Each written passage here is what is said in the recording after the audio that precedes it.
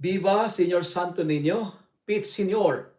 Today is January 18, 2026. Today, allow me to share with you my reflection on the feast of the infant Jesus. The feast of the Santo Niño is the most prominently celebrated in the Philippines because it is deeply rooted in the country's history, culture, and faith. The image of the child Jesus marks the beginning of Christianity in the Philippines, first given in the year 1521 to Queen Juana of Cebu and rediscovered in 1565, becoming a powerful symbol that the faith had taken lasting root among the Filipino people.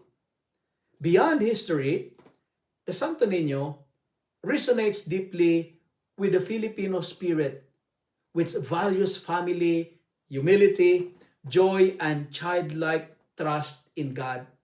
And over time, devotion to the Santo Niño became not only a religious observance but a lived faith experience through fiestas, dances, prayers, and personal devotion.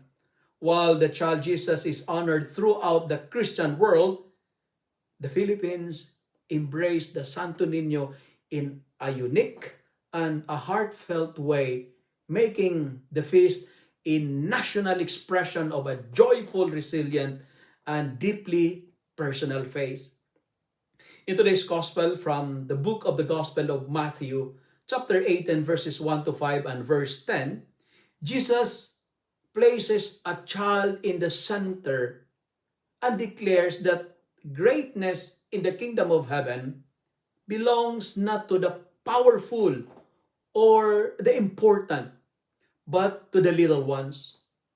This gospel finds beautiful resonance in the feast of the Santo Niño, where we honor Christ who chose to come to us, not in strength, not in power or authority, but in smallness, in humility. The image of the child Jesus reminds us that God draws near in humility, in vulnerability, and simplicity. To become childlike is not to be childish, but to trust completely, to depend fully on God, and to allow ourselves to be held by His loving care.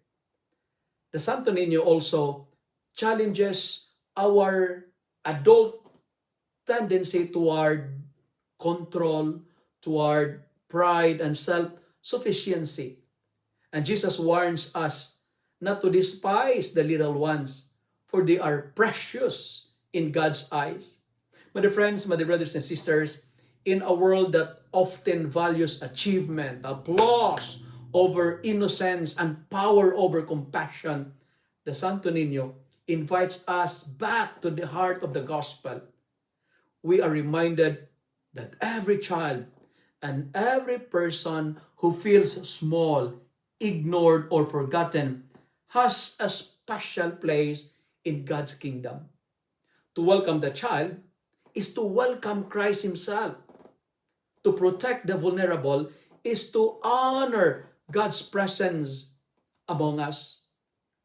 As we celebrate the feast of the Santo Niño, we are called to live out the meaning of being a child in faith.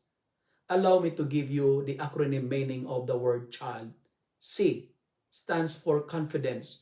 Confidence in God's loving care, trusting Him even if we do not understand His will.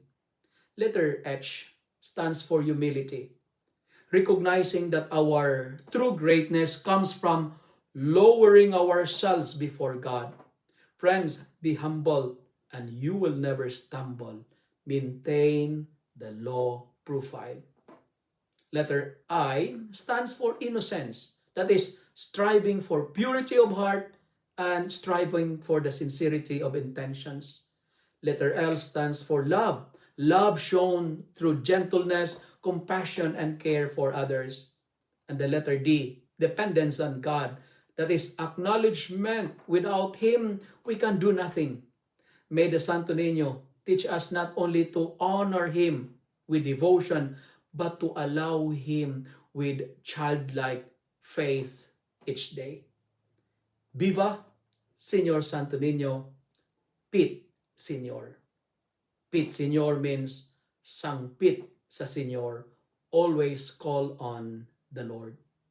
If you love and like this reflection, kindly share it to your friends, share it to your family, make the Word of God viral so that many will be blessed and enjoy the fiesta celebration of the Batang Jesus. Amen.